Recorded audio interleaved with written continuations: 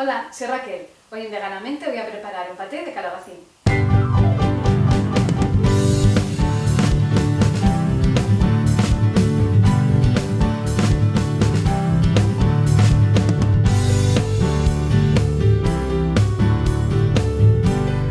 Para hacerlo vamos a necesitar calabacín, si es ecológico mejor, tahini, aceite de oliva, sal, comino, ajo, pimienta negra y zumo de limón.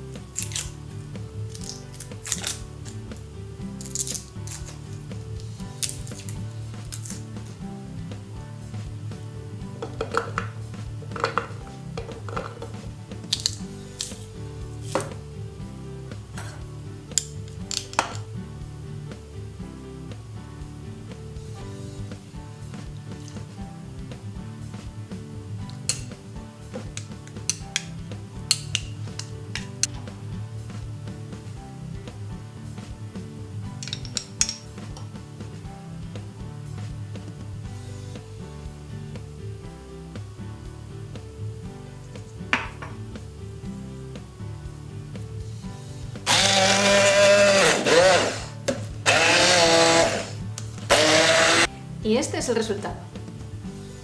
Veganízate.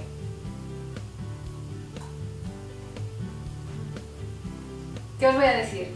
Súper fresquito, sano, ligero, rápido de hacer, en fin, una pasada receta. Todos los ingredientes abajo, junto con los enlaces a mis redes sociales y a mi blog veganamente.es. Si os ha gustado la receta, dejadme un like bien gordo, suscribiros si no lo habéis hecho, darle a la campanita para que no os perdáis ninguno de mis vídeos, compartidlo con todo el mundo, cuantos más seamos, pues mejor.